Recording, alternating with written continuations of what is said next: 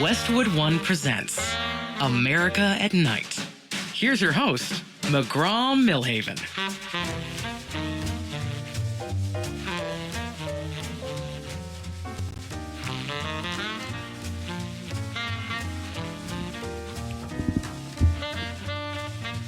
Hey, welcome back.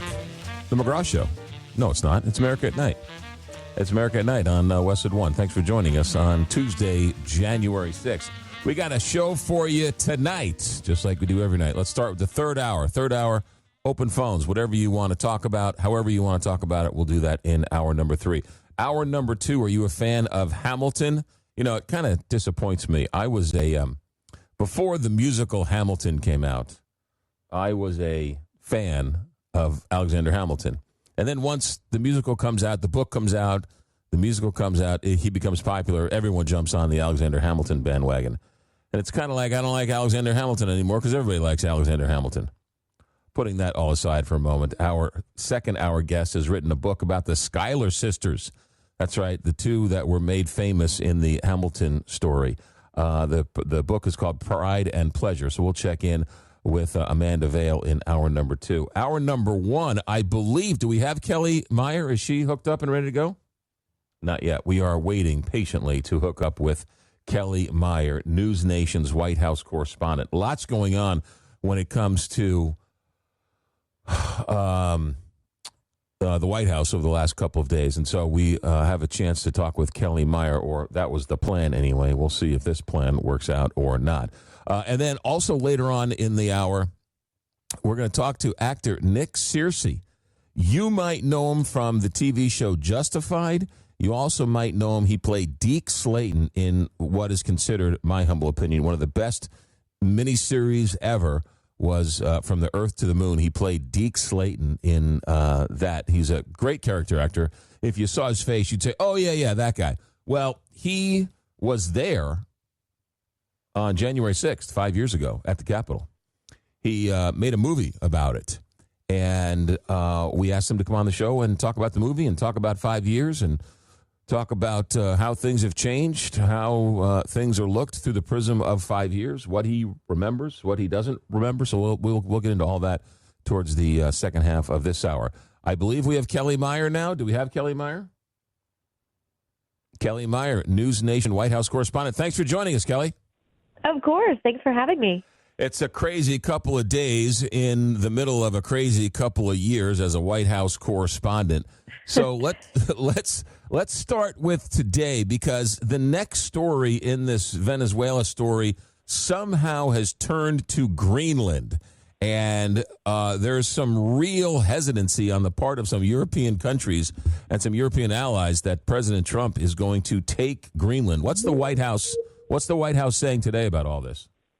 Yeah, it's interesting because I feel like, this is something that he's brought up before in the past. He's floated this in the past year, and somehow it kind of just came back into the picture. He mentioned it on Air Force One on Sunday, and then it kind of just blew up from there. It just seemed with the renewed focus back on Greenland after what happened in Venezuela over the weekend, the U.S. operation, the capture of Maduro, and the president on Air Force One floating the possibility of military action in other places. He talked about Colombia, for example, saying that there are drugs from that country coming into the U.S., he says. He talked about Cuba, saying that country could be next to fall. And then he said Greenland, saying that he wants that for national security. And then even tonight, Caroline Leavitt, the White House press secretary, telling us in a statement that he is seriously looking at it. He's not ruling out the use of the military. And this is something that reportedly he wants done by the end of his term. The other one throw into the wrench was Marco Rubio saying he doesn't want to take it, he wants to buy it. Right, so you throw that into the mix as well. And with Donald Trump, he kind of says everything all at once, and the people who support him pick up on what they want to pick up, and the people who are the detractors pick up on what he says. Denmark says it's not for sale. What's the reaction from some of the congressmen? Have you heard? I mean, his party, they sort of don't believe him. But you have to believe him, but you don't want to believe him, but you kind of believe him, right? We're in this sort of no man's land with this Greenland story. Yeah, I mean, and my colleague, actually, Joe Khalil with NewsNation, he caught up with Hakeem Jeffries tonight, and he said to him, you got to take the president for his word. You got to take him seriously when he says this stuff. Schumer's been reacting to it today. A lot of the, lawmakers are getting back into Washington for the first week since the holiday and really getting that reaction from them. But, even Rubio, as you mentioned, his Secretary of State, is saying, well, no, he may want to buy it, but, this is like kind of just pumping the brakes a little bit. But, it's definitely true that if Trump says something, you do take him at his word. I mean, he was floating potential action in Venezuela for quite a while. Even I pressed him at Mar-a-Lago right before Christmas. It was the press conference that he had on the Golden Fleet, the Navy ships. And I said to him, many people thought that this press conference was about something else. Many of us thought it was going to be about Venezuela.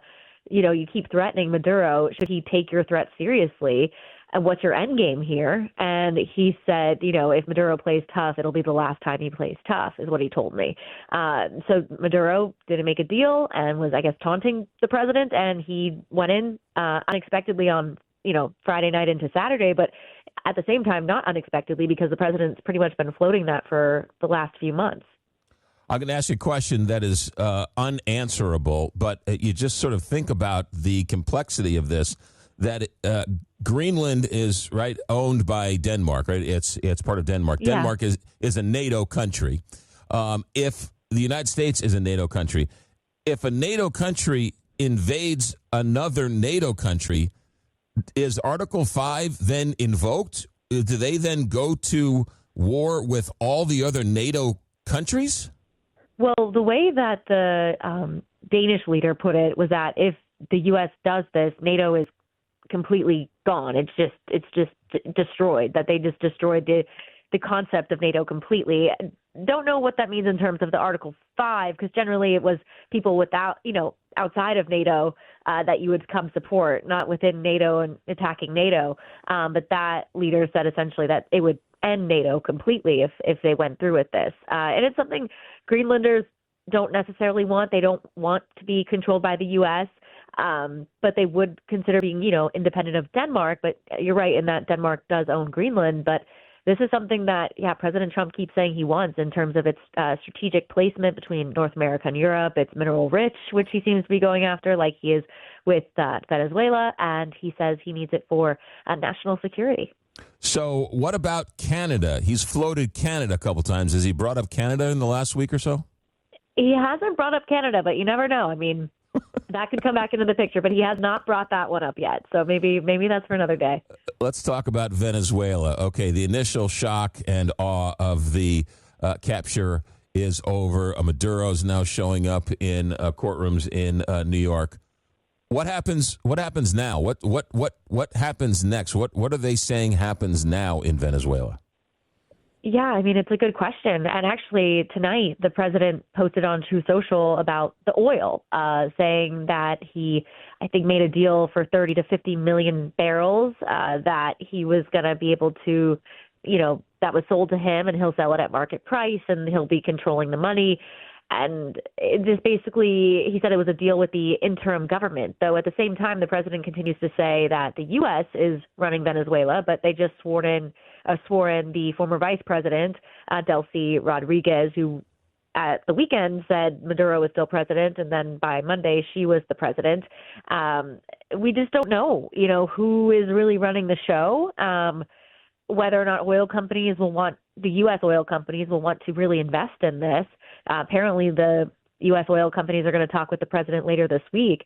But that True Social post was the indication about that we kind of got an update in a sense about what was going on with what the president was saying in terms of oil. He basically said that they will be turning over between 30 to 50 million barrels of oil to the U.S. Trump says it will be sold at market price, and that money will be controlled by me as the president of the United States of America to ensure it is used to benefit the people of Venezuela and the United States, he said. So I don't know what you call that, but it sounds to me like he's running Venezuela. So that's really what we're trying to get at with him at the White House this week, because yes, when I asked his chief of staff, Stephen Miller, yesterday, who's running Venezuela. They said the U.S. But then we asked for kind of a day-to-day, how are they coordinating, what kind of orders have they given, who's on the ground, is there going to be U.S. troops on the ground, anything like that. And there's really no detail beyond that. And then the way that he framed it with the Truth Social post was that he made a deal with the interim government. So that would have had to be with someone in Venezuela, or if that's Rodriguez and is working with the president, because the president did say that he would be running Venezuela until a point where they felt there was a safe and judicial transition. We don't know when that might be, but it doesn't seem like the president could be just making that deal with himself, because he has to be making it with someone within Venezuela. Right. But I mean, back to your Truth Social post, or his Truth Social post, just trying to understand what he said was, if he gets the oil or we get the oil, he sells the oil, and at his discretion, he decides how best to spend that oil money in Venezuela without any checks or balances. It sounds to me like he's the president of Venezuela. Is essentially that he wants to be the leader, the de facto leader. He will be in charge, and he's been openly saying that he is the one that will be in charge. But it still is unclear exactly how. Like he could say that, but how is that actually going to look? How is that going to play out, especially with Rodriguez now the president? I mean, this is something that the Venezuelan military is kind of stationed and armed against, but the U.S. military just came in and was able to bring Maduro out. So there's still a lot of questions at the White House this week that we haven't been able to ask him yet. Kellie Meyer with us with NewsNation, White House correspondent, for a couple of minutes, staying up late with us, and we greatly appreciate it. I want to talk about Marjorie Taylor Greene, not necessarily Marjorie Taylor Greene, but the faction of his base. A lot of people are critical of him for he never real. This isn't America First. This is not what he signed up for. This is not what he campaigned on. Republicans in the House and the Senate seem to be sticking by him and allowing him, whether it is or isn't, they're saying this is America First. He still very much is control of the Republicans in the House and the Senate. Would you agree? Absolutely. I was just over at the Kennedy Center, or as he calls it, the Trump Kennedy Center today with the president and traveling with the White House press pool. And he gave a speech to House Republicans, and they were getting on their feet applauding. They were very much, in lockstep with the president. He didn't bring up Venezuela too much, only in the sense of, touting the military feat and, how they were able to carry it out. He didn't get into the governing of Venezuela. He didn't get into the oil. And then he focused on the midterms and what he wants the Republicans there to focus on in 2026, and that's health care. So it doesn't seem like Republicans are really pushing back all that much on what the president's doing around the world, although they seem very much more focused on what's happening domestically because they all have races coming up and elections. But at the same time, many of them see this either as America First in the sense of he's tackling the drugs coming into the country, they say, or with the oil, he's going to, lower gas prices. So they feel as though that this does trickle back to an America First. This is putting America's interests first. And that's kind of how they're framing it. So they still seem to be supportive. And it's true that his MAGA base, those that put him into the White House for a second time, are very much against any kind of prolonged war or forever war. But they kind of continue to say that this won't be that. They see this as an in and out. And Democrats, on the other hand, are saying we don't see any proof that this might not be another prolonged war. And they say it has echoes of what happened in Iraq. Kellie Meyer, NewsNation White House correspondent, thank you very much for staying up late with us tonight. We look forward to talking with you more in the future. Best of luck down the road, and stay strong and stay tough, and thanks for checking in. I appreciate it. Thank you. Kellie Meyer with us, NewsNation White House correspondent, straight from the White House tonight on America at Night. Stay right there. We're going to dedicate tonight's show to a former syndicated talk show host, and Nick Searcy, who is a character actor, great one, who made a movie about January 6th. We'll come back and talk about the 5th year anniversary of January 6th with him. America at Night, back in a moment. America at Night with McGraw Millhaven, where the nation comes to talk.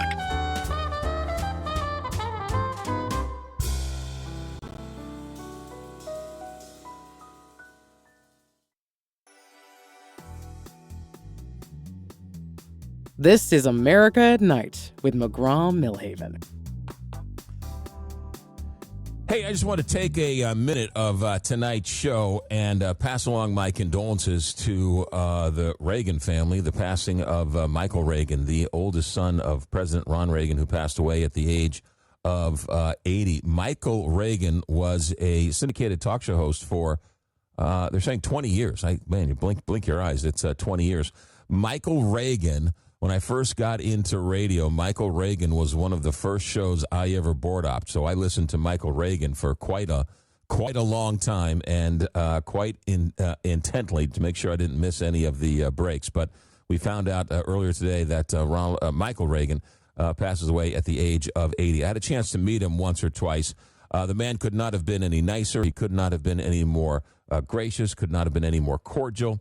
And as a young radio board op trying to find their way and find how to turn the microphone on and figure out where all the commercials were, the man could not have been any nicer, and he couldn't have been any more encouraging. And so when I heard that Michael Reagan passes away at the age of 80, I had a little nice thought. Reading his story, I knew he was adopted. I knew he was the son of Jane Wyman and Ronald Reagan. I did not know, however, that Ron Reagan and Michael Reagan have somewhat of a strained relationship, and that's got to be difficult, having a strained relationship with your brother in the public eye. So, it's always difficult living in the public eye. But Michael Reagan passes away at the age of 80. And I just wanted to say a nice word about a man who was very nice to me along the way. So I'd like to dedicate tonight's show to Michael Reagan, the oldest son of President Ronald Reagan, and a former syndicated talk show host. He worked for Newsmax for a number of years and went on to do great things with charities. And actually, I didn't even know this either. He was an actor on Falcon Crest for a while, believe it or not. I guess that makes sense, right? Because his mother would have been on Falcon Crest as well. So anyway, dedicate tonight's show to Michael Reagan. Stay right there. Nick Searcy, another character actor, is going to be joining us. He was at the Capitol on January 6th. It's the 5th year anniversary. We'll talk with him coming up in just a moment. America at Night on Westwood One. You're listening to America at Night with McGraw Millhaven.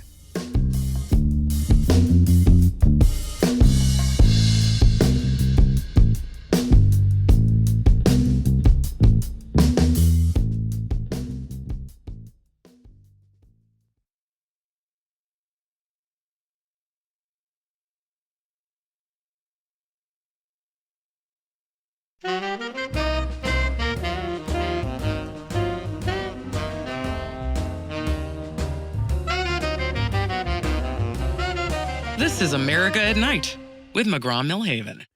Hey, thanks for joining us. It was 5 years ago today, January 6th. That is probably one of the most interesting days this country has ever seen because of the way it has been portrayed. Depending on where you sit on the political spectrum is how you looked at that day's events. And our next guest was there that day. He also happens to be one of the great character actors here in America. His name is Nick Searcy.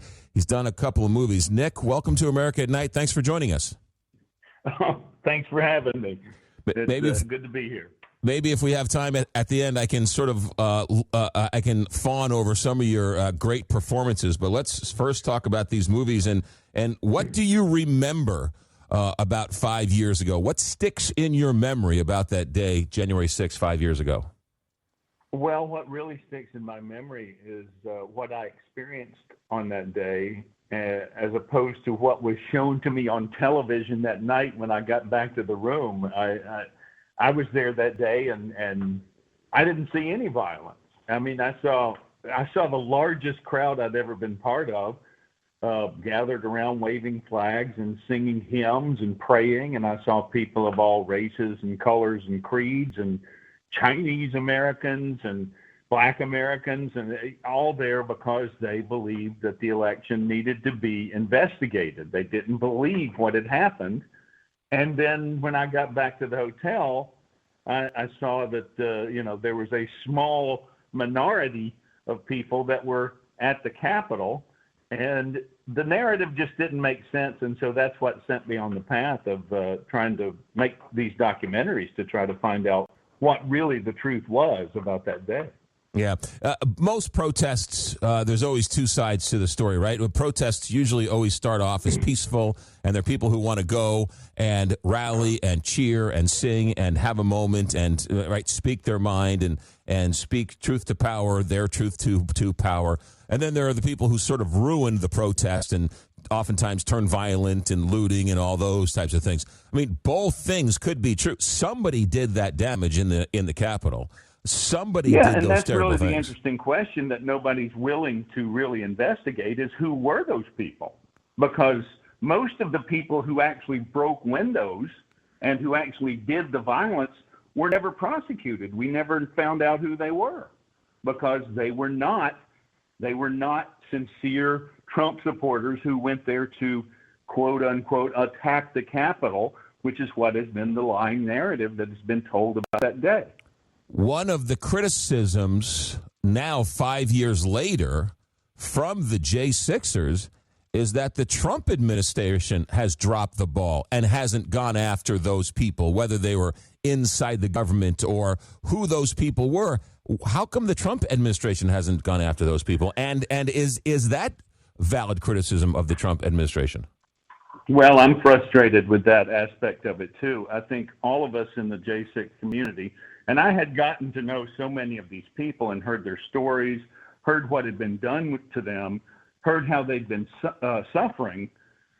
We were all elated when Trump pardoned these people because we knew that had to happen. And everybody thought, okay, finally, this is great. These people are going to get some justice and the truth is going to come out. But what has happened since the pardons has been very frustrating because, yes, the Trump administration has not gone after the real perpetrators of January 6th, and they need to do so. I mean, they are losing credibility with the people that supported them the most, that were willing to risk their own lives to go and support him. They need to step up and find out who these people are and charge them. One of the people who were very much rumored to be part of the sort of conspiracy was the pipe bomber, who there was rumors that he was somehow part of the government, the FBI. Then they end up arresting this Brian Cole, saying that he wasn't. And do you think he deserves to be pardoned? Was he part of the greater conspiracy? What are your thoughts on the pipe bomber? Well, I don't think he's the pipe bomber. And that's just my opinion. I don't think that's the guy. But I really, the pipe bomber situation has been a real mystery from the beginning. They can track down a little old lady who walked into the Capitol building and took a selfie by tracking her cell phone, but they can't figure out who that was. They can't figure out who planted bombs outside the DNC and the RNC. The whole thing has never made sense from the beginning, and the person they arrested, that doesn't make any sense either. So I'm very skeptical about the arrest of that man. Do you think they just innocently have the wrong guy, or there's some greater conspiracy? Well, I don't know, but there have been so many conspiracies that have come true in the last few years that it would not surprise me if there's some sort of cover-up going on. I don't have any evidence. I'm out of the documentary business right now, so I don't know. Let's give a plug for the two documentaries. You have one, Capital Punishment. That was the first one, and then the second one is The War on Truth. What made you make the second one? Well, the first one came out and it was mostly us exploring, just asking the questions and just, exploring the mystery of why these people were being treated so badly. You had these people that have never been arrested for anything before in their lives, and they have SWAT teams coming into their neighborhoods with armored vehicles, terrorizing them in front of their neighbors and treating them like they're drug dealers or serial killers. So the first documentary was more about questions, and the second one came about because the persecution was ongoing. Nothing was going to stop the government from continuing to go after those people because the narrative to the government was everything. They had to demonize these people in order to perpetuate the myth that they had created, that this was a a violent insurrection that Trump had inspired, and these people were domestic terrorists trying to destroy the country. They had to continue that lie. So the second movie, The War on Truth, is more of an investigation of how the judicial system was used against these people and how they railroaded them and put them in prison for trespassing. Capital Punishments, the first one, The War on Truth, came out real quick, and then we'll sort of turn to how the reaction has been to you in Hollywood with these movies. Do you think that the people who are upset with Trump for pardoning all of the January 6th people, should he have gone in and been a little more surgical? And maybe there were innocent people swept up in all of this, but there certainly were people who did some damage who were also pardoned. Do you think he should have been a little more judicious in his pardons? No, I think he did the right thing. Because even if the people did break a window or do something or swing a pole at somebody, you have to realize these people were not given due process. Their legal rights were trampled. Their right to a speedy trial was ignored. Their right to a jury of their peers was ignored. They didn't receive due process.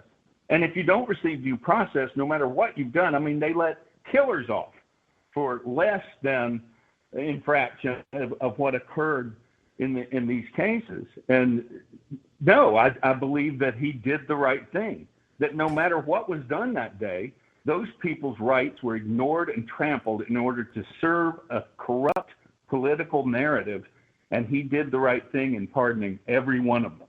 Should there be restitution and or some type of compensation from the Trump administration and the FBI to these people who have been put in jail and have now been pardoned? Yes, I believe that, so many people, that 4 years in prison without going to trial in many cases, families were lost, businesses were destroyed. Matthew Perna killed himself along with 4 or 5 other J6ers. Four January 6 people died on that day, one shot by a policeman. Yes, I think restitution should be made. And I also think the restitution should not necessarily come from the American taxpayer, but it should come from the people who persecuted these people. And I'm talking about District Attorney Matthew Graves. I'm talking about these corrupt D.C. judges. I'm talking about Liz Cheney, Adam Kinzinger. Those are the people that the Trump administration needs to go after, and they're the ones that need to be held responsible. And I would like, in perfect world, I would like the restitution for these J6 people to come from them and not the government. Nick Searcy, our guest, one of the great character actors of our day. He's was at January 6th. He was at the Capitol at January 6th. We're talking with him. There's a woman named Pamela Hemphill who is from Idaho who was arrested, convicted, and has rejected the pardon. And she said that she did wrong. She accepts her wrongness, and she says that if she were to accept the pardon, it would be a slap in the face of the Capitol Police. Yeah. Pam Hemphill is a compromised individual. She's mentally handicapped in many ways. She's deranged. And I have my strong suspicion is that she was turned before January 6th. She's on tape on January 6th screaming at people to go into the Capitol. She's out there exhorting people. She's doing the same thing that Ray Epps was doing. And I think that she's been a government operative from the beginning. Nick Searcy, you're obviously a proud conservative. Has that hurt you in getting parts in Hollywood? Well, I have no doubt. Yeah, I'm sure it has.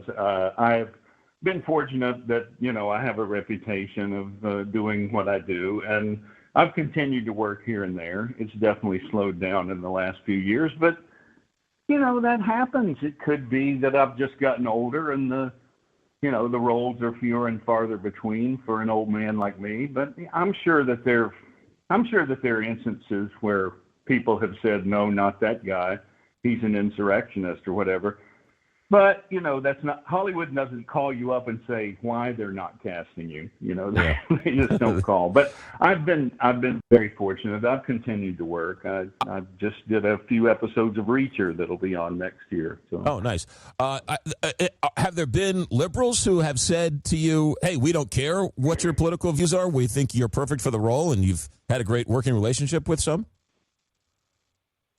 I wouldn't say that they've said that to me. Okay. I don't think they would ever say that to me, but I have worked with some liberals ever since. They haven't been mean to me or anything. They know that they don't agree with me and I don't agree with them, but they don't bring it up, and it's been fine.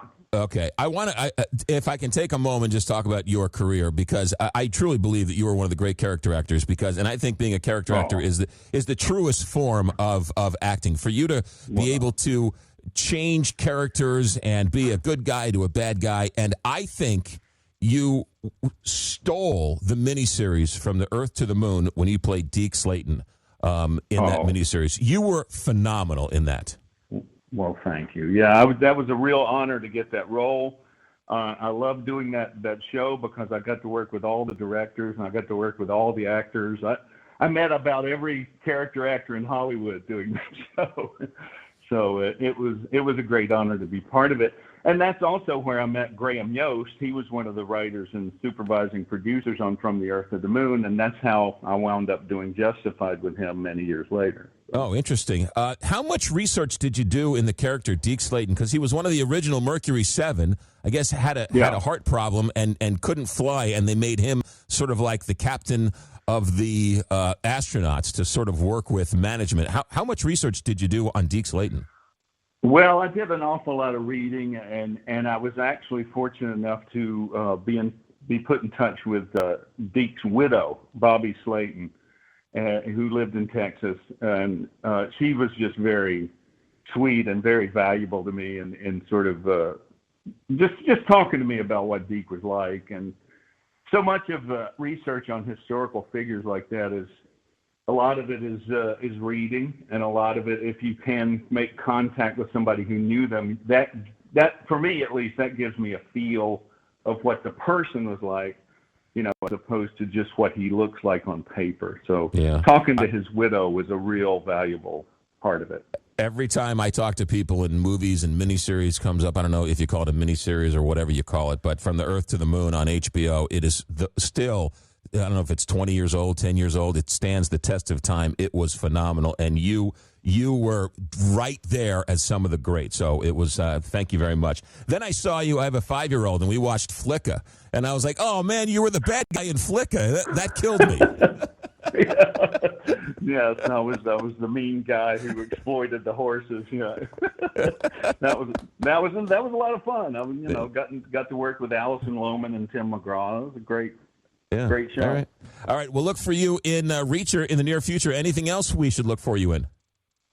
I just finished doing a movie with Dean Cain that'll come out next year called End the Wait. END, End the Wait. It's a movie basically about organ donation. Okay. Strangely enough, but it's a really good film. It's coming out next year. All right, and then Capital Punishment is out there. Just do a Google search, or the other one, The War on Truth. Nick Searcy, thanks for coming in on a busy morning. Thanks for your candor. Thanks for your craft and your art, and hopefully we'll talk to you down the road. Well, thank you for all the kind words about my career, and I hope I'll talk to you again soon. There you go. Nick Searcy, one of the great character actors. It is America at Night. Back in a moment. America at Night with McGraw Millhaven.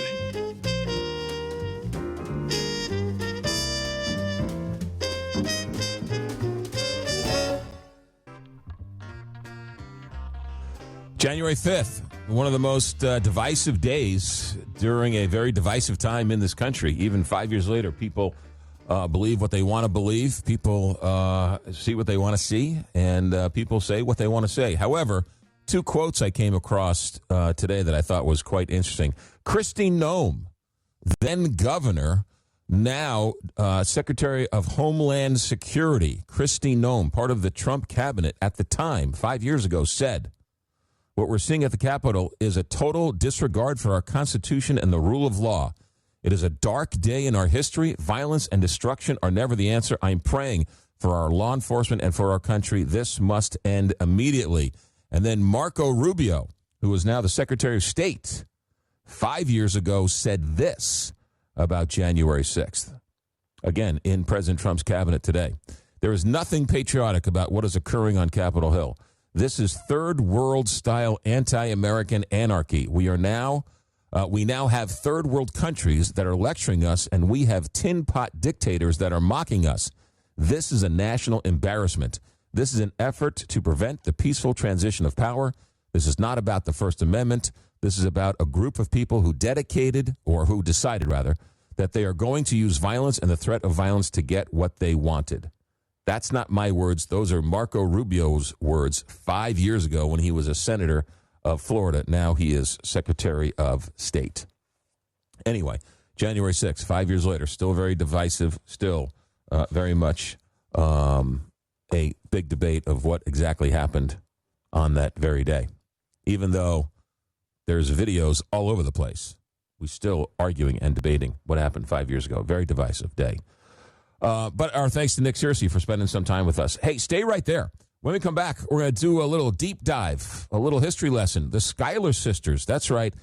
Alexander Hamilton was very much involved with the Schuyler sisters, and they became nationally known thanks to the musical and the book Hamilton. We'll talk about the Schuyler sisters, who deserve their own book and their own story. We'll talk about that coming up next hour. And then, of course, open phones. Our executive director tonight is Alex Hinton. Our engineer tonight is Richard Good. I'm McGraw Millhaven. And this is America at Night on Westwood One.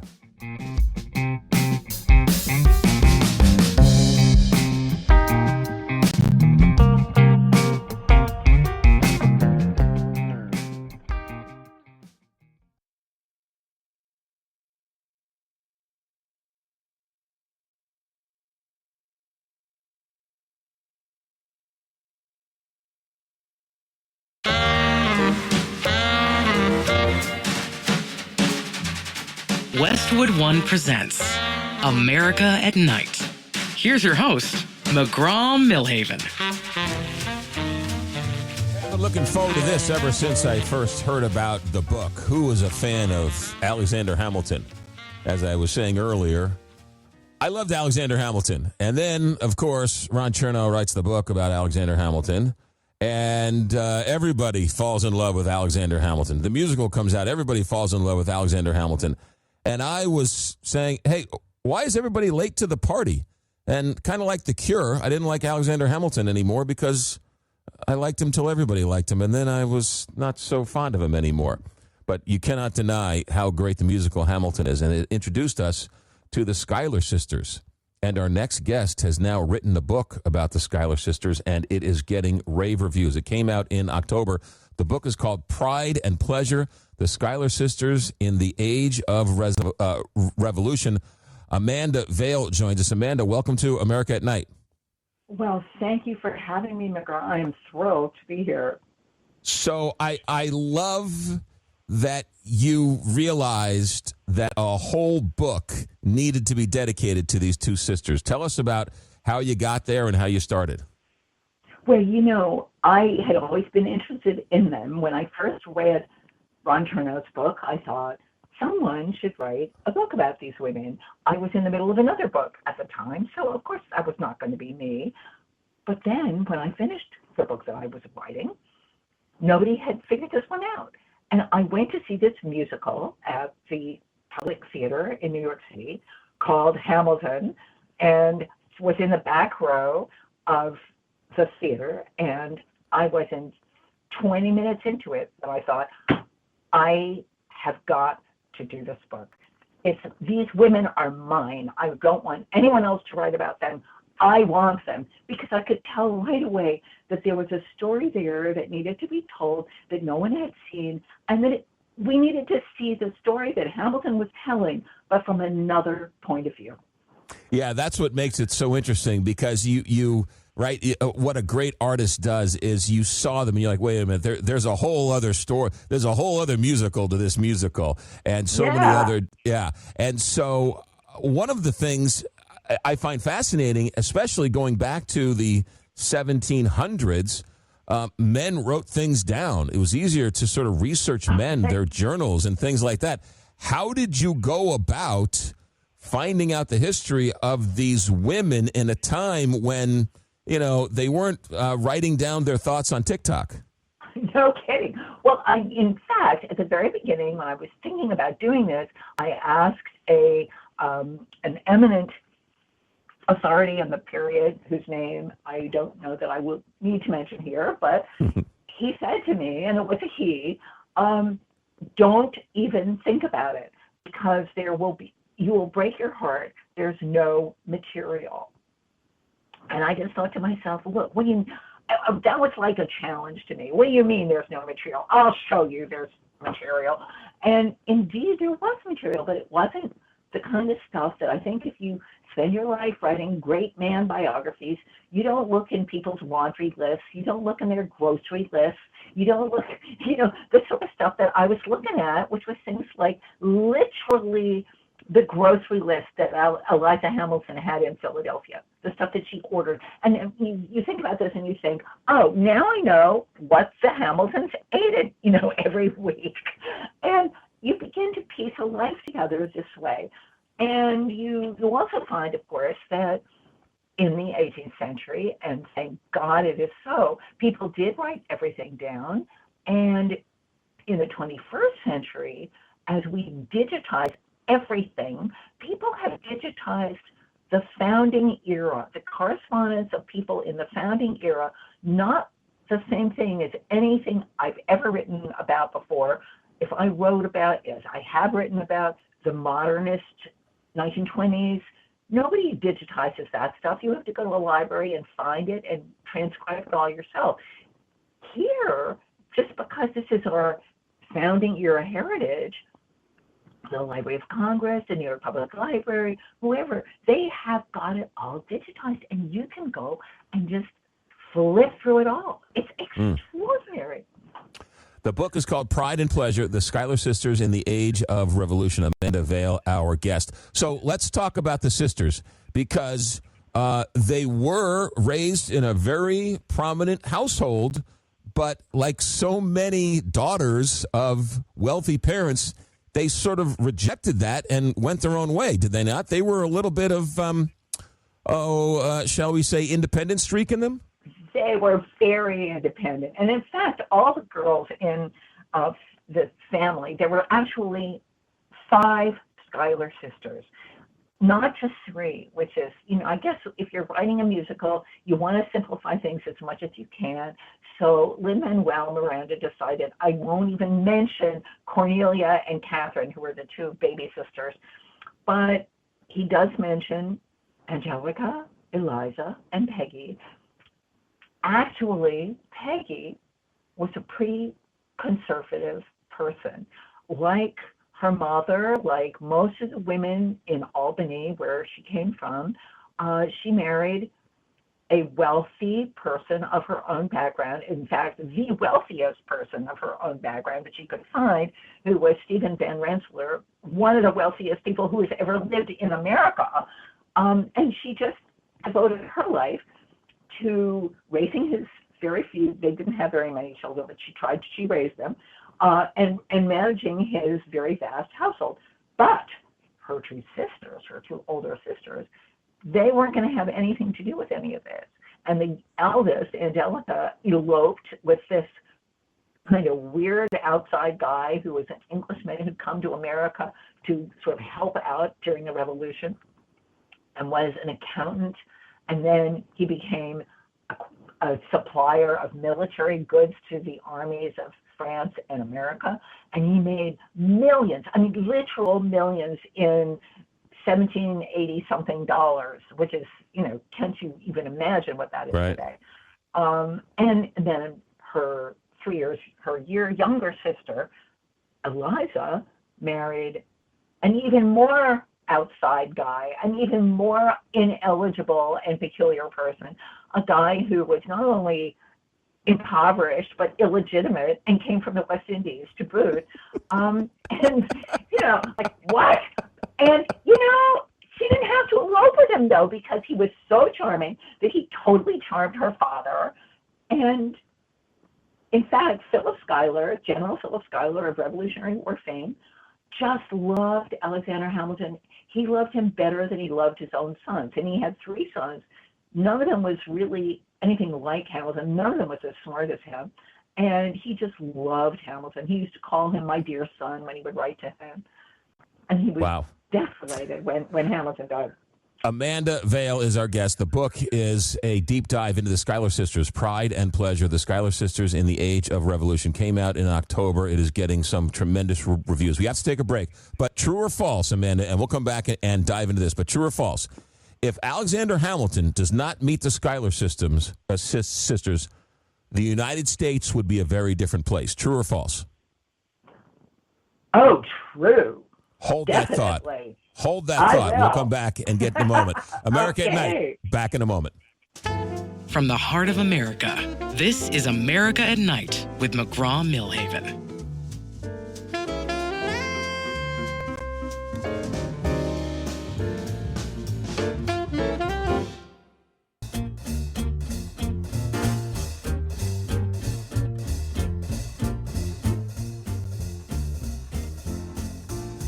Welcome to America at Night with McGraw Millhaven.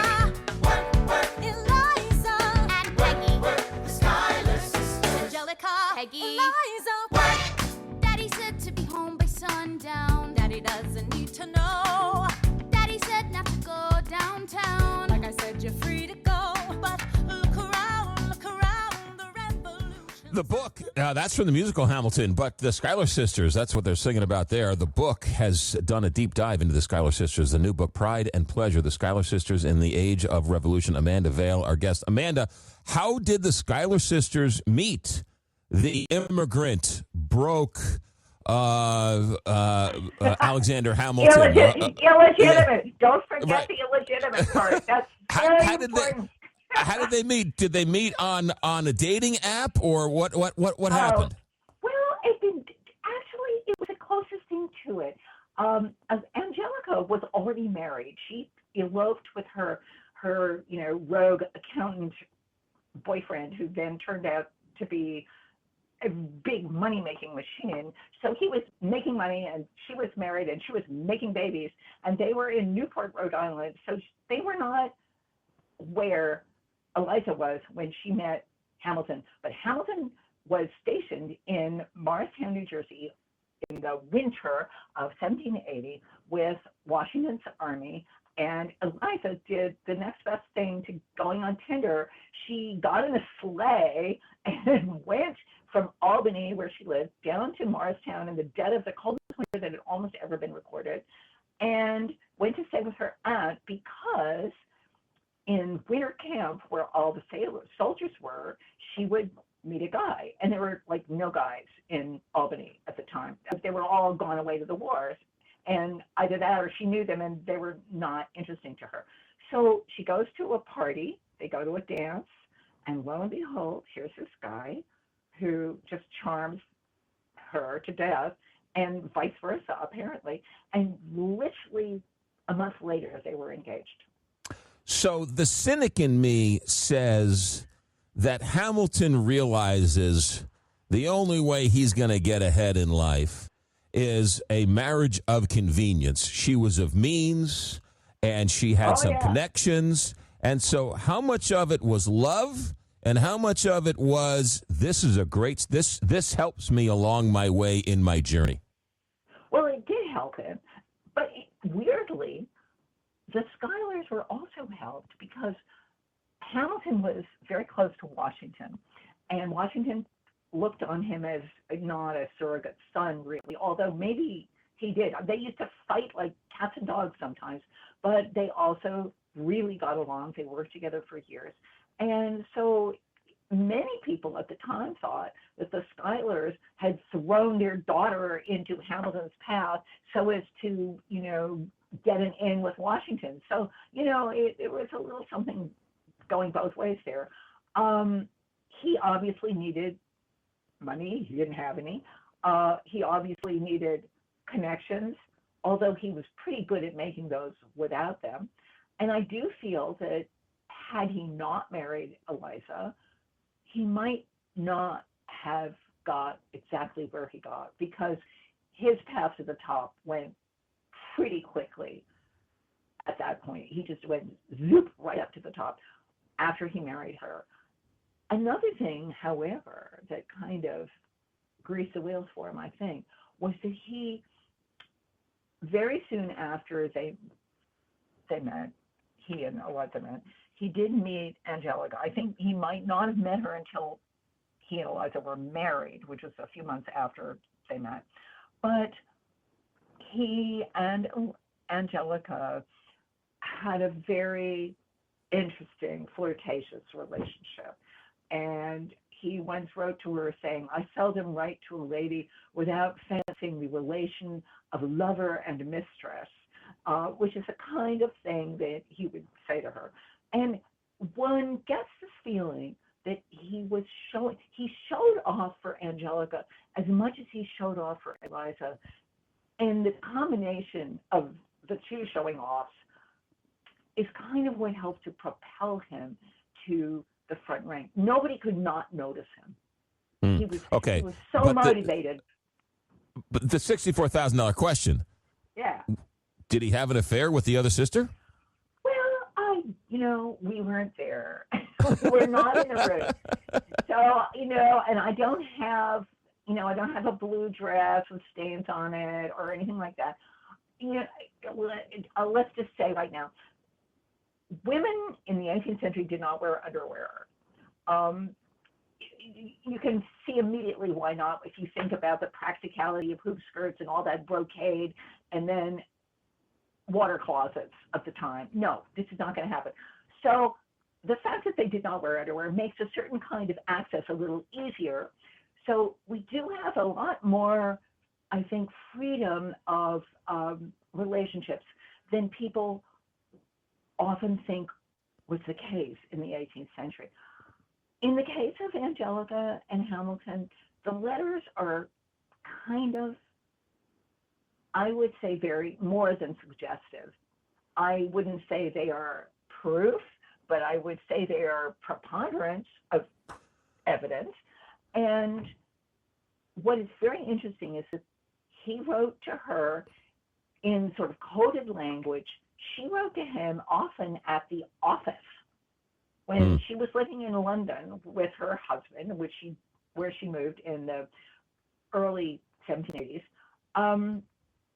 She would write to him at the office as much as she wrote at home. She sent him a miniature. Now, this seems like nothing to us now, but a miniature was like, it was like a very intimate photograph taken with your iPhone. And, that's when she sent him one at his office, and no one had seen it. So there you go. And you found this? I found the letter in which she sends the miniature. Holy mackerel. With the private courier. She says, "I'm sending this with a private courier," and I prevailed on the artist to flatter me as much as he decently could. And what nobody realized was that she didn't send this to his house. Take that, Ron. Take that, yeah. Ron Chernow. He didn't find that, did he? Holy mackerel. It's right there in plain sight. You just have to look at where the letter is addressed, and you see, Alexander Hamilton, the Treasury, New York City. I guess that's not where he lives. Amanda Vale was not in the room where it happened, but she was as close as could be. She's got the letter. The book is called... I had my ear to the doorknob or to the door, and my eye at the keyhole. This show's getting a little racy. Pride and Pleasure, the Schuyler Sisters in the Age of Revolution. Amanda Vale, our guest. She did a deep dive on the Schuyler Sisters. We're going to come back and talk about how America changed because of the relationship between the Schuyler Sisters, Alexander Hamilton, and how they helped propel America to greatness. Stay right there. Pride and Pleasure. Amanda Vale, our guest. America at Night. Back in a moment. Coming to you from the heart of the nation, this is America at Night with McGraw Millhaven.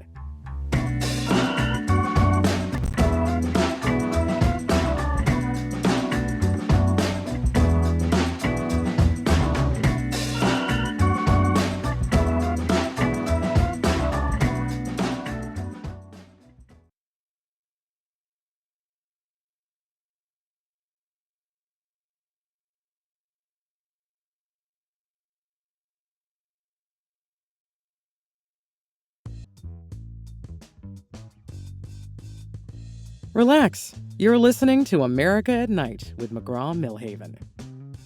The book is called Pride and Pleasure, and it is a New York Times editor's choice, and it is up for all sorts of national book awards.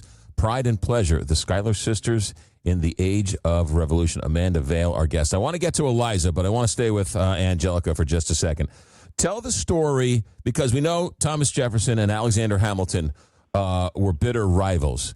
And in the book, do you not say that Thomas Jefferson tried to hit on Angelica? She rebuffed him? He sure did.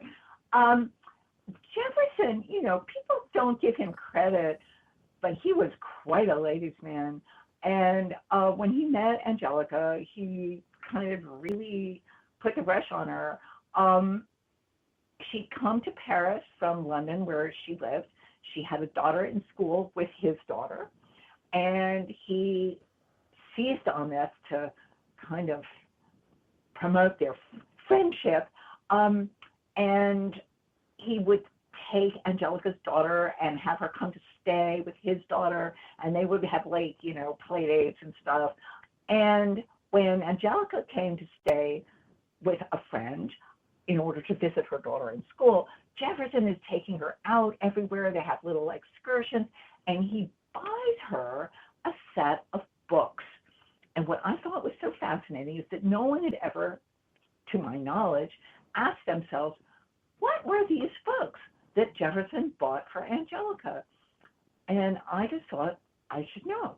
So I went to investigate and discovered that this set of, I think it was 12 volumes, were a set of the engravings of the erotic frescoes of Pompeii, which had just been discovered. And I cannot tell you, there were things in that I looked at these frescoes or these engravings of these frescoes, and I thought, I don't think I should be looking at this. This is totally X-rated. This is, some guy is giving it to a married woman who is his friend. I found that very interesting. But I mean, was it a consummated relationship? Did she rebuff him? Well, he said to her at one point, because Angelica was always very interested in politics. She thought, she wanted to be involved in everything and be at the front of everything. And she sent him, in fact, the edition of the Federalist that her sister, Eliza, had sent her of Alexander Hamilton's and John Jay's and Madison's essays about in support of the Constitution. And she gives this to Jefferson, and he says to her, oh, women shouldn't trouble their heads about politics. And that was the kiss of death to Angelica. Immediately, she just, could not, she's immediately just not returning, she's ghosting, she's not returning his, not phone calls because they don't have phone calls, but she's not returning his letters, she's kind of just distancing herself because he's like, no, women shouldn't meddle with this stuff. And to her, this was her calling. She wanted to be meddling as much as she possibly could. Wow. And that was the end. Holy mackerel. That could be the root of why Jefferson and Hamilton never really got along. But I want to talk. I think could be there. Could be. Yeah.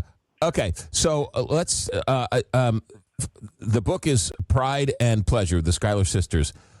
And Eliza marries Alexander Hamilton. And you tell a very interesting story, and we have time here to tell it, where there's a big controversy over some legislation to start the national bank, and Jefferson and Hamilton are at each other's throats.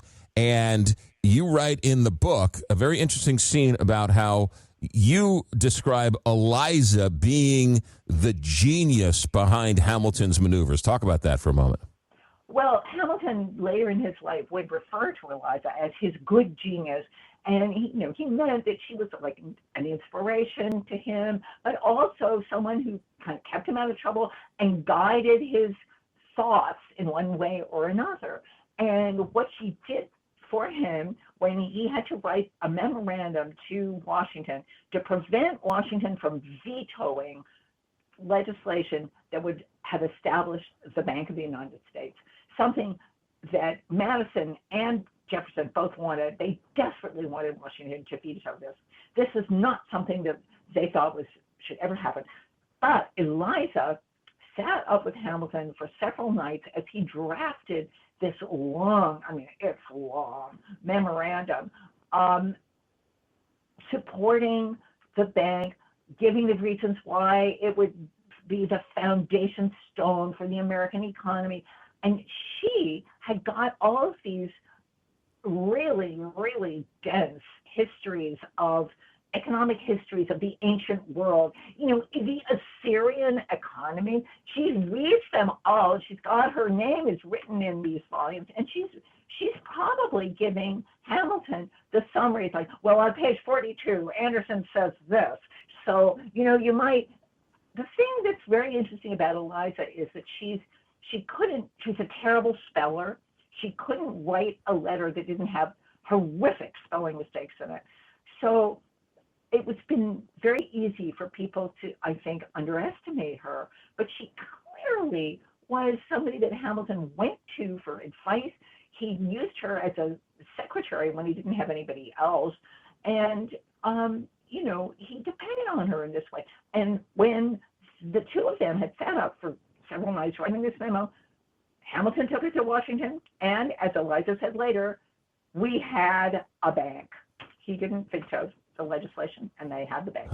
Well, and it's interesting because, right, Hamilton gets all the credit for that, and it turns out she was the genius who was feeding him all the lines, right? She was not all the lines, but she was there, and she was helping him, and she was always, saying yes, no, that doesn't sound good. I think, he would read stuff to her and say, how does this strike your ear? And, that's really interesting to me. She's a lot more of a partner than people gave her credit for. Talk about, she had a rough life, right? Because her son died of a duel, and then her husband dies the same exact way. So, those are some pretty devastating things to live through. And her sister, her dear sister Peggy, died having had, I think, tuberculosis, which is, seems to have run in the family, because their brother Philip also had it later on. And her father died, her mother died. They all died. It was like 1801 to 1804 were three of the worst years in her life. And this woman, who was, after Hamilton's death, she's writing to her brother Phil, and she says, I don't need to go on living. If I didn't have my children, I wouldn't care. I would want to die right now so that I could be reunited with my Hamilton. 4 months later, she has pulled herself together to the extent that her brother Phil is saying, I think you should sell this property. And she says, no, I don't think so. I've been asking around, and the prices for land are very depressed, and I think we should hold on to them because blah, blah, blah, blah, blah. And you suddenly think, this is not a suicidal woman anymore. This is somebody who's got a mind like a steel trap. And she's looking at the markets, and she's sizing it up, and she's, weighing the futures, and she knows what she's doing. This is an extraordinary person.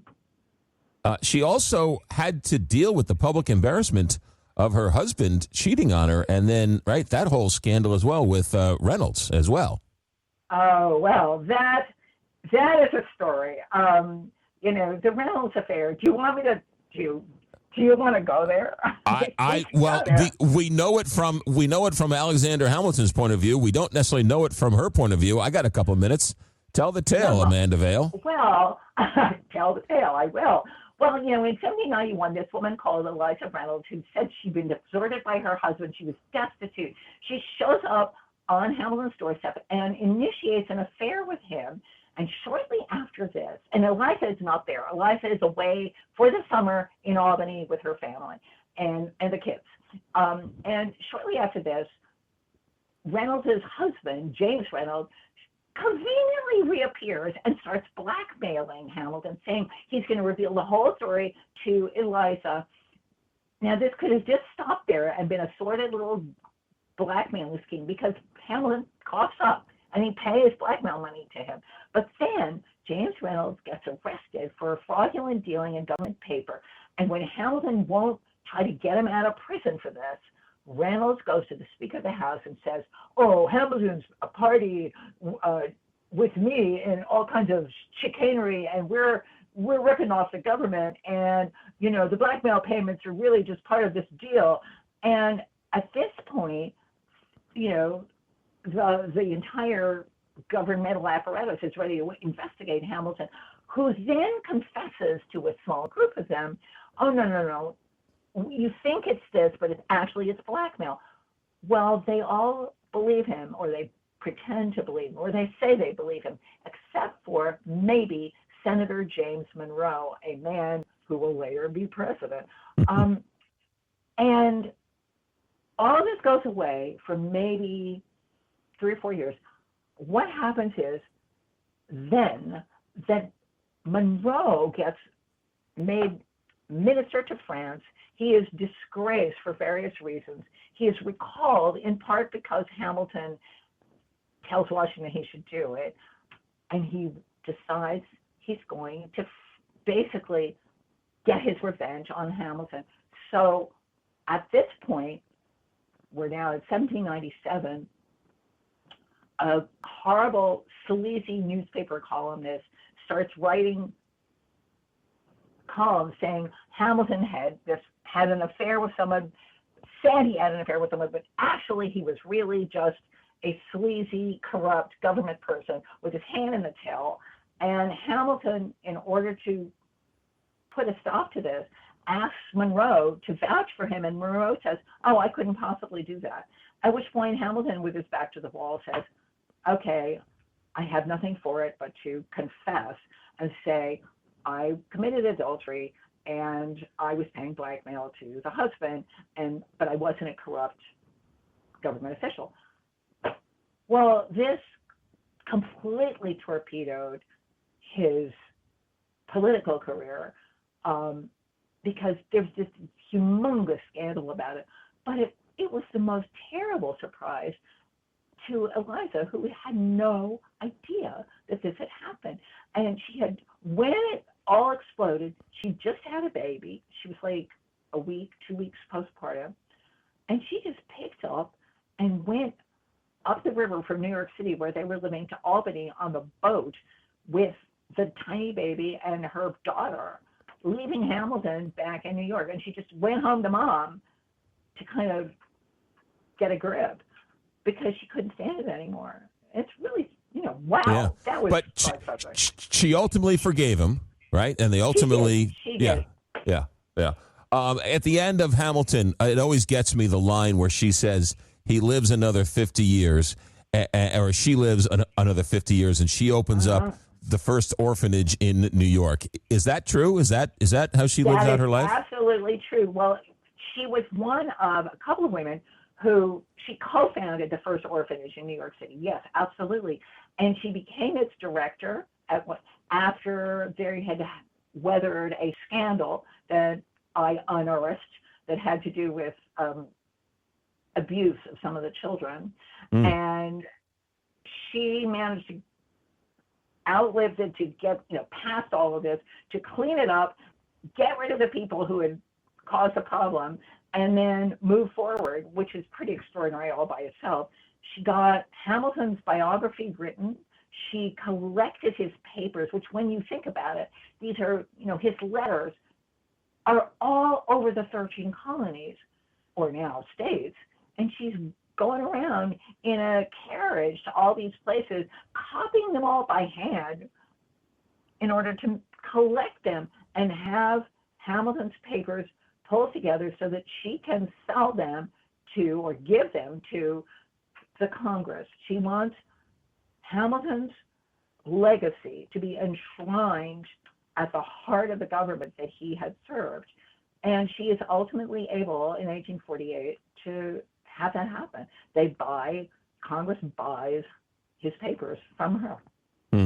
The book is Pride and Pleasure, The Schuyler Sisters in an Age of Revolution, Amanda Vale. Amanda, I got to ask you, movie, musical, anybody knocking on your door?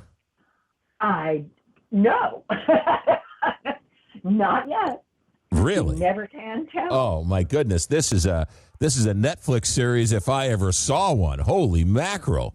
This is tremendous. What is Hollywood thinking? Amanda Vale, Pride Right and out to God's ear. I got 1 minute. What would you, if you could, what would you want to ask Angelica or Eliza after living with them for the last couple of years? What would I want to ask them? Was it worth it? They gave up so much, each of them. Did they feel at the end, I mean, I think I know the answer, but I would want to hear it from them. Did they feel that they had the pride, the pleasures, the nameless satisfactions that Angelica talks about in the letter to Eliza that I took my title from? I would want to know that. Did they feel that? Yeah. Amanda Vale, Pride and Pleasure, The Schuyler Sisters in the Age of Revolution. Where all fine books are sold online. Thank you very much. Good luck with the book. And Hollywood, trust me, someone's going to knock on your door. This is too good of a story, and you're too good of a storyteller. Best of luck. Thanks for checking in. Thank you. This has been a wonderful fun. Amanda Vale, Pride and Pleasure. America, you got it. Good night. America at Night. Back in a moment. From the heart of America, this is America at Night with McGraw Millhaven.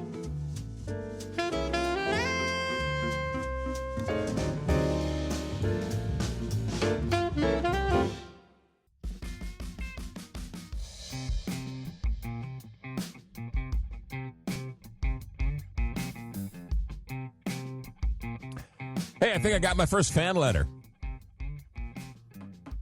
First fan letter. Do I have enough time to read it? I do have enough time to read it. America at Night with McGraw Millhaven. Here you go. Fan letter. I won't read the name.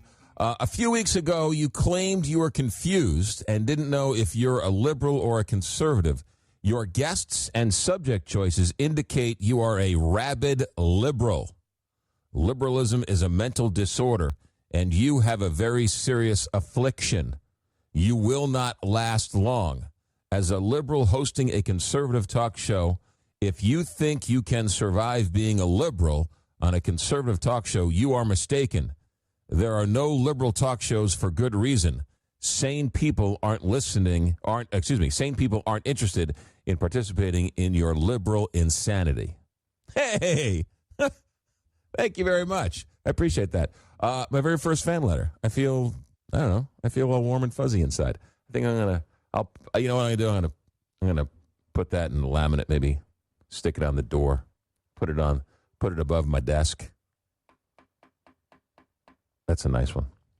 All right, stay right there. We're going to check in with open phones next hour, and the hour's all yours. We had Paul in Boise holding on. Well, Paul, I don't have enough time. We'll check in with you on the other side of the hour. But the hour's all yours to talk about anything under the sun, thoughts, conversations. Maybe you, too, want to send me some fan mail. Who knows? Our executive director is Alex Hinton. Our engineer tonight is Richard Good. I'm McGraw Millhaven, and this is America at Night on Westwood One.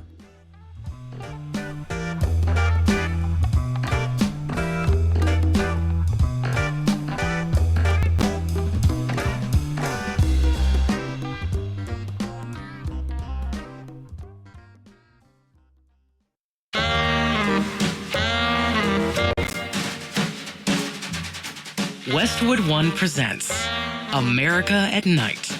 Here's your host, McGraw Millhaven.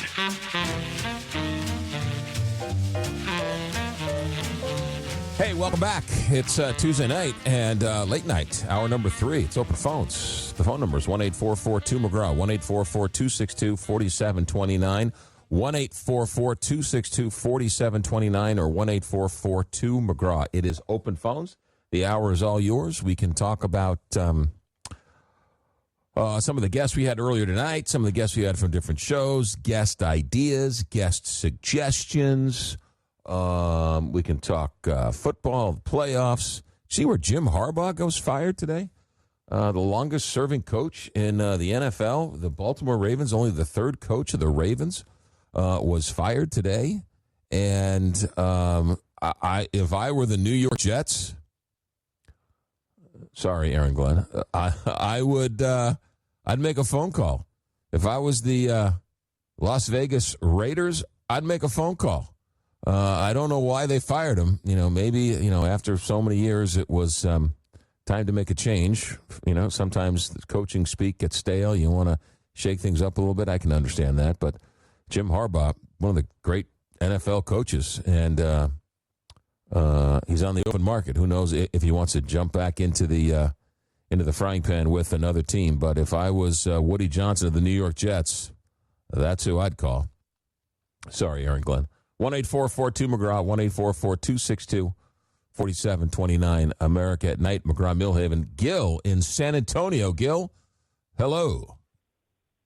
Hello, McGraw. How are you? I'm good. How you feeling? I'm feeling fine, thank you. One comment. Your last guest was a delight. I love things put into their proper historical content, and she certainly did that. Who knew they were so risque back in the 1700s? Well, when you have 10 or 11 kids, they come from someplace, I didn't know underwear was optional in the 1700s. Unbelievable story. But look, I was fascinated. I was fascinated because the Schuyler sisters, right? I mean, they're the women behind the great men who helped build America. They were in the room where it happened. Well, and they couldn't vote at the time, as you recall. Yeah. It took a long time for Susan B. Anthony to put that together. But that isn't why I called. I wanted to make a comment about the Maduro capture, if I might. Sure.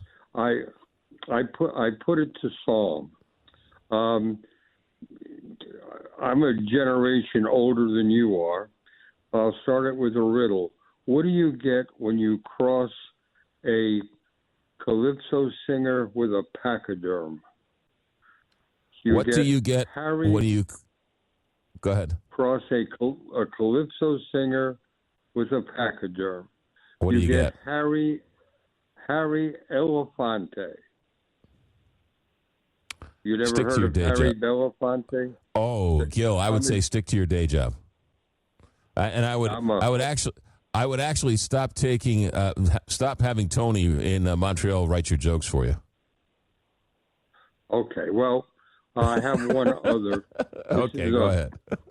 I borrowed this tune from Harry Belafonte, and it goes, Donald Trump, Donald Trump, Donald Trump, he takes the Navy and bomb Venezuela. Boom, boom, boom, boom, boom.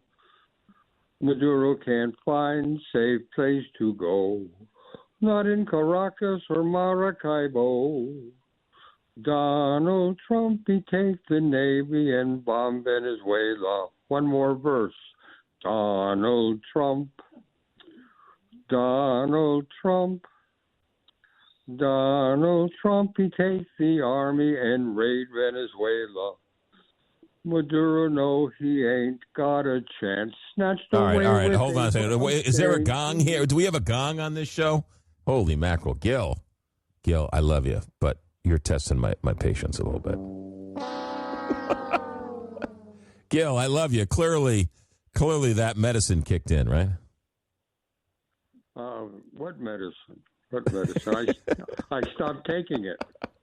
We'll go back to it. I stopped taking it. God love you. Anything else, Gil? I'm afraid to ask. Well, I actually composed that several weeks ago, anticipating it that would become timely. Oh. And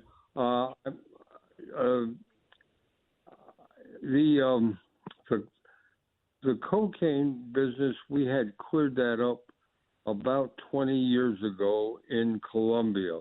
We took down the Cali cartel and the Medellin cartel, and there's just so much money involved that it's come back. And if we do put boots on the ground, that's where they'll have to go. Well, the dirty little secret about if you read the book Killing Pablo Escobar, the sad reality is the United States did everything they could, right, to go and end up taking out the head of the snake, Pablo Escobar. And the sad reality is it didn't stop cocaine trafficking into this country one iota. It just didn't. And if you want to look realistically at drugs coming into this country, they're not going to stop. There's nothing that can be done. If somebody wants to buy it, somebody will sell it to them, and somebody will risk their life to get it here. And if it's a small fishing boat in the Caribbean, if it's a drug mule who's got a tunnel, if it's a drone, if it's a plane, if it's hiring college kids who are Americans to sort of transfer back and forth between Mexico and the United States, or to bring it through Canada, drugs are going to get into this country. There is a demand issue. There is a right. It's always you might sort of change the direction of it. You might have a week or two where you make a dent in it, but I think it's just hubris to think that we could somehow stop these drugs from coming in. And as bad as cocaine is, fentanyl is worse, and fentanyl's coming in from China. So I don't know why we're so friendly with China if we're going to make a concentrated effort to get drugs out of the country. Starting with Venezuela kind of doesn't make any sense. They're not the biggest problem. But anyway, Gil, I'll give you the last word. Well, Donald Trump will be visiting China in April, and I'm sure he's going to be addressing that issue at the highest level. Well, I mean, he's already addressed soybeans with China. If drugs is a national security issue, that probably takes precedence over everything else, including selling NVIDIA chips to China. So how worried are we about fentanyl coming into this country if we're giving and selling our most advanced computer chips to China while they're flooding our streets with fentanyl? I don't know the answer to that question, but that's the one I'm asking. Gil, thanks for the phone call. Appreciate it. America at Night, 1-844-2-McGraw, 1-844-262-4729. Whatever you guys want to talk about, the hour is all yours. I'm curious, though, anybody on the drumbeat to take over Greenland? Is this now something where this is now going to be the next popular thing? I don't think anybody ever really thought we needed to take Greenland for ourselves. Are we going to make it the 51st state? Or is it going to be a territory where there'll be American citizens like Puerto Rico, but they won't be able to vote in our presidential elections? Who's going to be a senator from Greenland? You know, it's a very liberal, very, very liberal, very liberal. Matter of fact, they have universal health care there.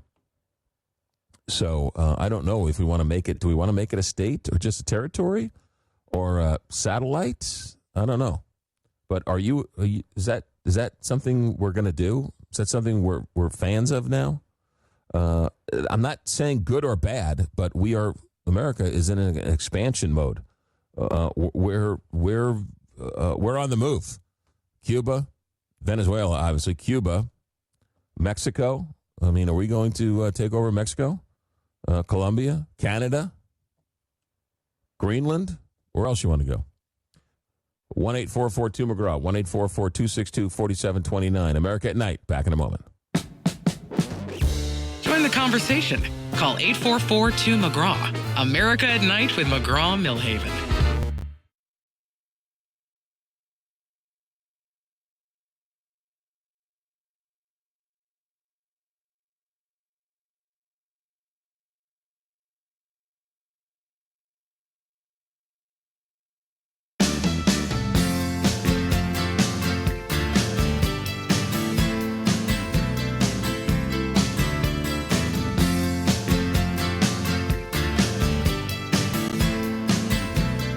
Call 844-2-McGraw and be a part of the conversation on America at Night with McGraw Millhaven.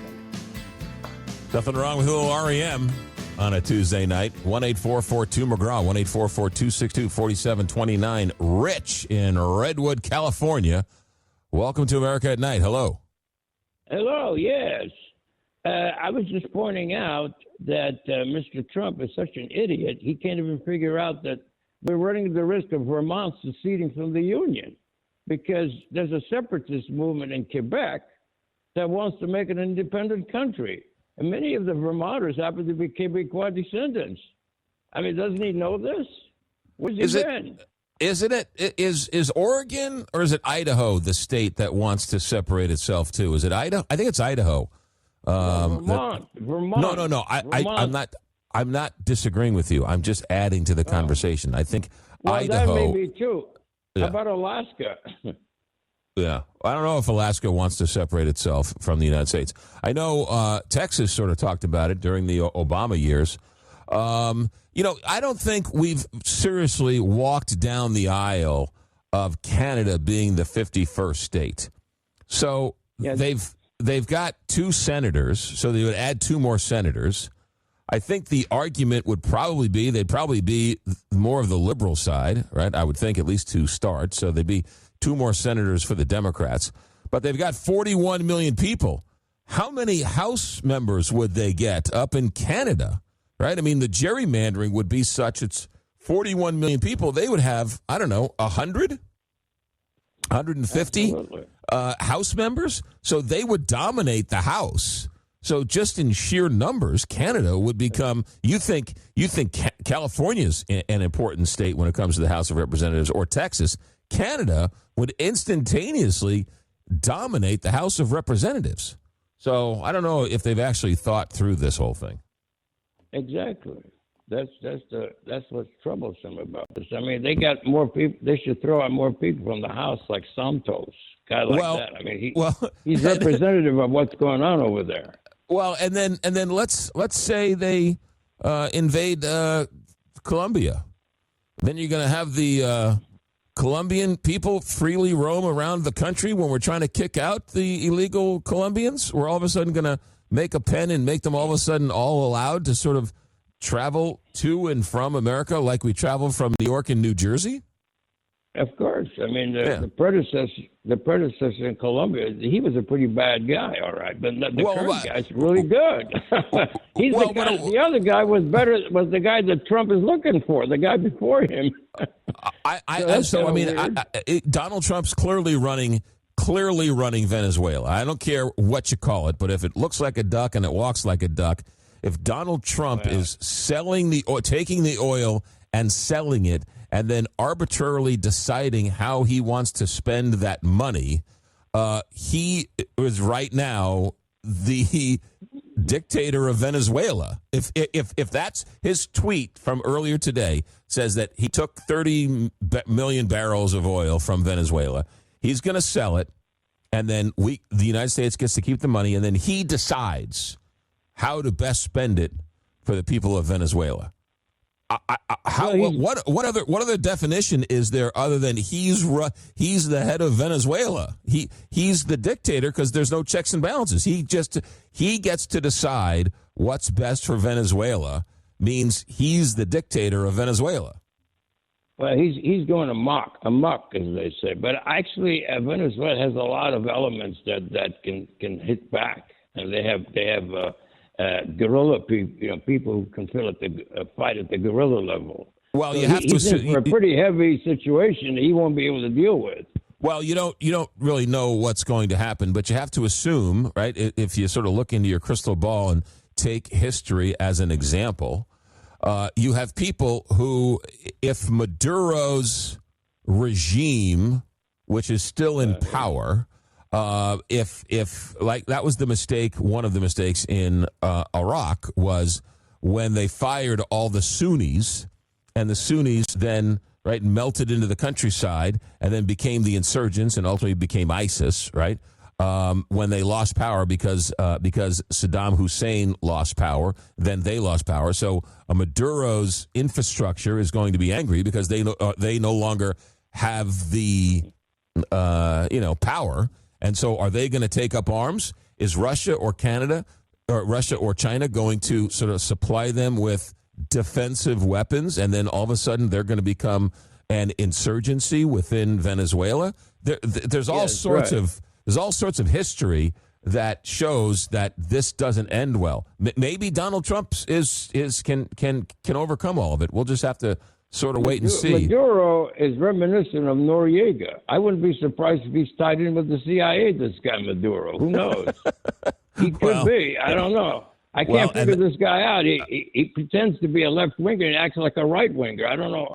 Well, that's what Tucker Carlson was saying. Tucker Carlson's saying he's a socialist, but he's also very conservative when it comes to social issues. So gay marriage is illegal in Venezuela. I can't imagine transgenders have a whole lot of rights when it comes to Venezuela. So in some ways, it's a very socially conservative country. So we'll wait and see what happens. Hey, Rich. It's a mind control subject, I think, maybe. Well, that's a whole other issue. Rich in Redwood City. Rich, thanks for checking in. As always, you betcha. There we go. That's how open phones work. 1-844-2-McGraw, 1-844-262-4729. We really don't screen for the calls. I think that's obvious. And we take them in the order in which they come. Now that Rich is gone, we have a couple lines open for you. Stop waiting around. Give me a call. 1-844-2-McGraw, 1-844-262-4729. America at Night. Back in a moment. This is America at Night with McGraw Millhaven.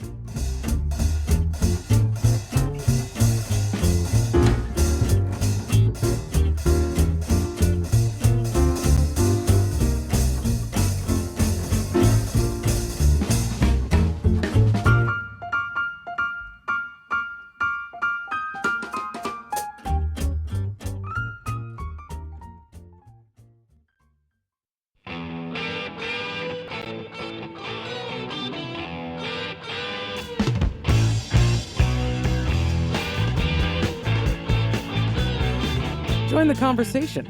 Call 844-2-McGraw. America at Night with McGraw Millhaven.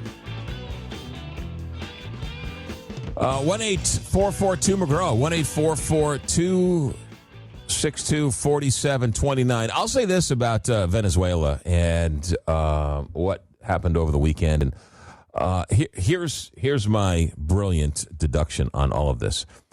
In I don't know, 5 years, 3 years, 2 years, 6 months. Well, we know that no matter what happens, we know that if you love Trump, it's going to be an unmitigated success. If you don't like Trump, it's going to be a failure no matter what happens. That we know. But personally, it's either going to go insanely well, and it's going to just be flowers and roses and economic development and tourism dollars and infrastructure improvements and outside investments galore. And in 5 years, it is going to be the Venezuela Riviera. And Trump's going to get all the credit for it. Or it's going to be an unmitigated disaster. And the insurgents are going to come, and it's going to be a war-torn country, and it's going to be like Iran-Contra and the Sandinistas and all that all over again. It's either going to go one or... It's not going to be, well, you know, there's some good and there's some bad. I think it's either going to be a brilliant move by a daring president, or it's going to be the foolish naivete of a businessman who doesn't understand anything about geopolitical politics. I think it's going to be one or the other. How's that for sticking my neck out? In other news, if you will, so the Corporation for Public Broadcasting has formally dissolved. We all know they lost their federal funding. After 58 years, the company decided to disband. They formally dissolved. Now, I don't know what that means exactly. Does that mean that there's going to be no more PBS? Is that what that means? I don't know the infrastructure of the public broadcasting. Does that mean NPR is going away? I know that this organization distributes funds to NPR stations. So it was sort of like a fundraising arm for all the NPR stations, right? Now, with doing away with this overarching charitable organization, does that mean NPR I mean, you're going to have to assume NPR stations are going to go away. Some will survive, I would think, in some of the more metropolitan areas, but in some of the rural areas or small towns, I would think that the NPR stations are going to, many of them are just going to close up and go away. And I know everything with NPR stations is sort of couched in politics. You didn't like the liberal slant on the news channel. Okay, fine, whatever. But if you look at not just NPR, but PBS, if we didn't have PBS in this country, think of all the things we wouldn't have. Now, let's just start with the simple stuff, okay? You wouldn't have had Sesame Street. You wouldn't have had Electric Company. Okay, I mean, I don't think there was a commercial vehicle for Jim Henson and the Muppets before Sesame Street. I don't think it would have. Maybe it would have appeared in some other way, but right, that's where it found the room to run on PBS. But forget that. Okay, forget that for a second. Let's talk about Julia Child. If you don't have PBS, you don't have Julia Child.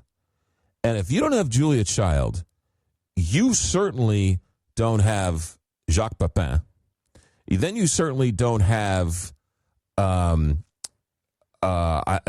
pick a celebrity chef going forward, right? Because Julia Child begets Emeril. It begets it begets the Food Channel, right? You don't have the Food Channel today if you don't have Julia Child on PBS. Now, let's talk HGTV. Let's talk Home Depot. Let's talk Lowe's, okay? Now, you might think I'm crazy, but listen to this for a second. If you don't have Robert Marash, who puts a camera in front of Norm and Tommy Silva and creates This Old House, you don't have HGTV today. You don't have Chip and Joanna Gaines. You don't have Love It or List It. You don't have any of that.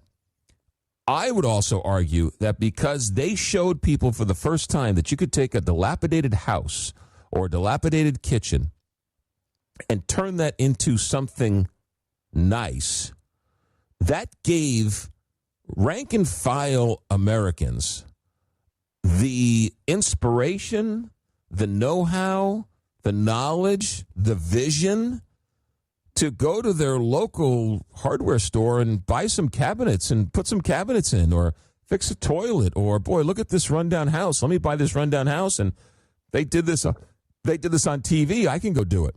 I think the explosion of home improvement starts with This Old House on PBS. So you don't have any of those.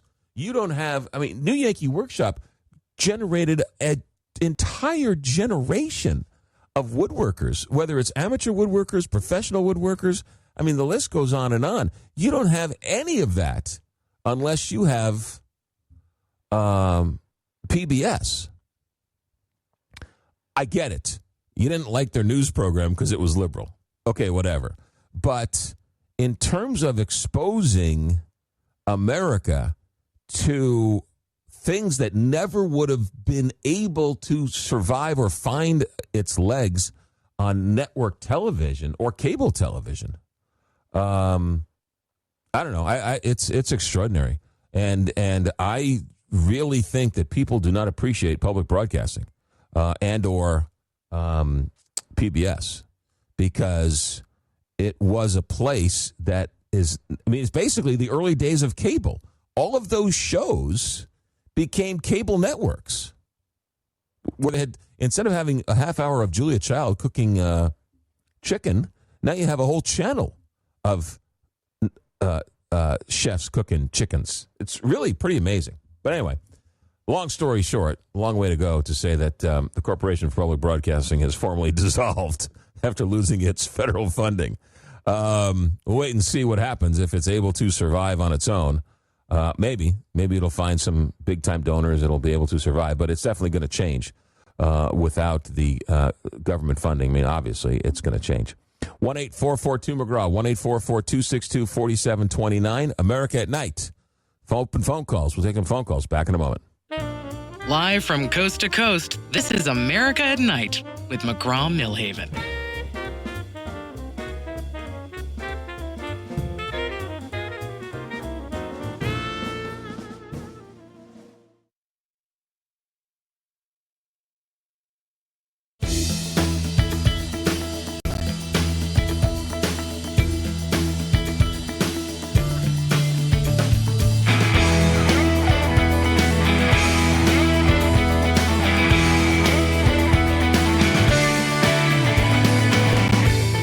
Happening in your world. Call 844-2-McGraw and be a part of America at Night with McGraw Millhaven.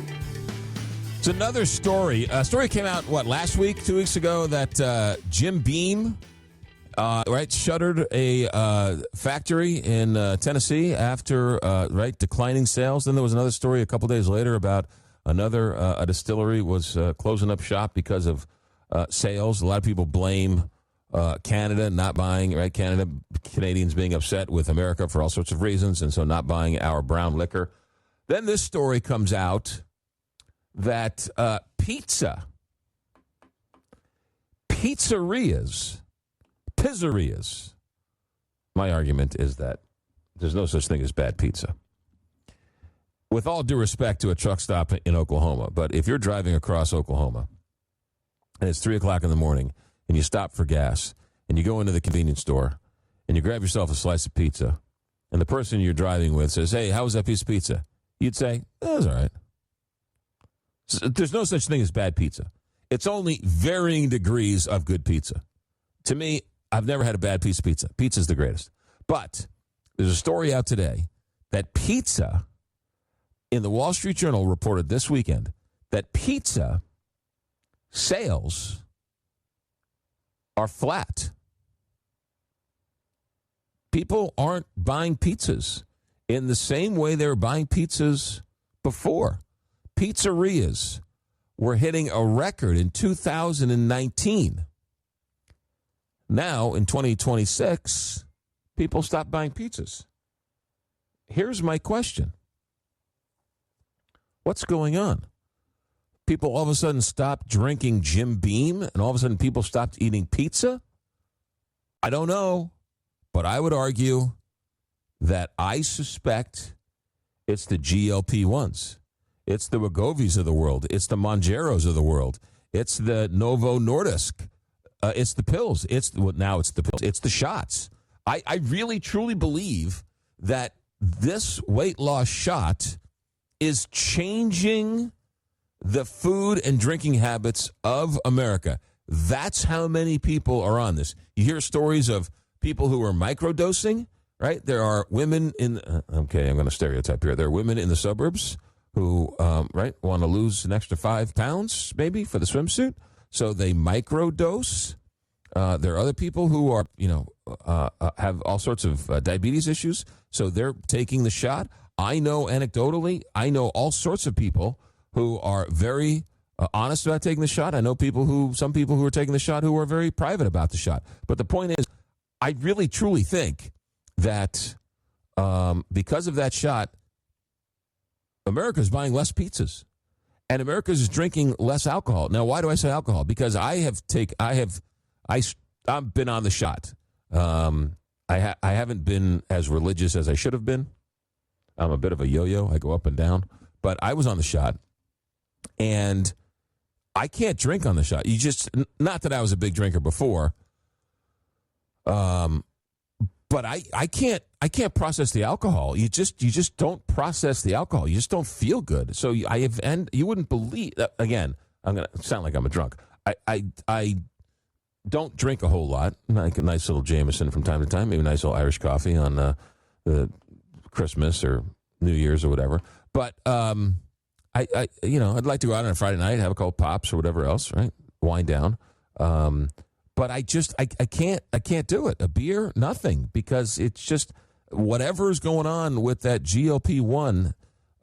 It just doesn't process the same way, and you just feel bloated. And so I'm really convinced that those weight loss drugs are having a major effect on these food companies. We'll wait and see. With that being said, a lot of people didn't want to take it because it was a shot. Well, now Novo Nordisk, right, is saying that they've got the pill. And it's less expensive. They're saying it's going to range from anywhere from $150 to $300 a month, depending on the dose. Makes it significantly less expensive than the injectable shot. Plus, I think a lot of people are a little skittish over the needles. And Novo's is the first one to market. They also said that they're going to be making enough pills so that there will not be a shortage like there is in the shots. Eli Lilly apparently is right around the corner with their pill. So there might be a pill in the very near future that'll help you lose weight. And if you talk to the experts, they'll tell you the next generation of pills is going to be even more significant when it comes to losing weight. So hang on to your hats. Good bodies in a bottle is right around the corner. Now that doesn't mean you can go out and put on all the weight, but these GLP-1 pills are coming, and they're going to be that's going to be a pretty big deal. 1-844-2-McGraw, 1-844-262-4729. America at Night phone calls. There was another story here that sort of caught my attention that I thought was kind of interesting. Making plans to go visit New York this summer and take in a Mets game. There's a talk radio convention that I go to every year. They always hold those in New York. And New York is, I grew up in New York, and I drove in New York. And one of the reasons why I don't live in New York is because, do you ever drive in New York? It's a nightmare. And yesterday marked the 1-year anniversary of surge pricing in New York, where they were charging drivers $9 more to go into Manhattan below 60th Street during peak hours. Now, you have to have a slide rule to figure out, okay, am I going below 60th Street? Is it peak hours? Is it not peak hours? But believe it or not, the surge pricing when it comes to cars in New York City apparently is working. In the 1 year, 27 million fewer car trips into the congestion zone. They've raised approximately $550 million just in that surge pricing alone. And when it's all said and done, even though President Trump wants to kill the whole program, apparently polls showing in New Yorkers, they actually don't think it's a bad idea. I don't know. Trying to cross a street in New York City is interesting, and trying to go, what would that be, east to west or west to east is almost impossible. But that surge pricing apparently seems to be working. You want to go and drive past south of 60th Street in New York City, you have to pay an extra $9. How about that? All right, that's going to about do it for us. I got a couple people I want to thank for the show tonight. The first person I'd like to thank, because it was a first time for us. We met up with Kellie Meyer from NewsNation, who was nice enough to join us. She was great, straight from the White House. So wanted to give a shout out to her. Also, we had a chance to talk with Nick Searcy. Nick Searcy, I've been a fan of his for a long time. He's a character actor, and he was in Justified. He was in From the Earth to the Moon. It was an HBO docu-series about the Apollo missions, and he plays Deke Slayton, and he stole the series. He was wonderful. But he was at 9/11, and he did do a couple of documentaries about 9/11. So we talked with him about his memories of 5 years ago, and then we talked a little bit about his career. A couple of people wanted to know about the book we had tonight. Amanda Vale wrote a book about the Schuyler sisters called Pride and Pleasure, and she was nice enough to come and tell us about the wonderful story of the Schuyler sisters from the 1700s and the salacious nature of their relationship with Alexander Hamilton. Right, one of them was Eliza, his wife. The other one was Angelica. These are the people from the musical. She wrote a book called Pride and Pleasure, The Schuyler Sisters in the Age of Revolution. Amanda Vale was our guest in hour number 2. That's going to do it for us. The podcast is on YouTube as well as AmericaAtNightLive.com. We thank you for checking in each and every night. We'll be back tomorrow night with guests and phone calls and hopefully scintillating conversation. Our executive director is Alex Hinton. Our engineer tonight is Richard Good, and I'm McGraw Millhaven. And this is America at Night on Westwood One.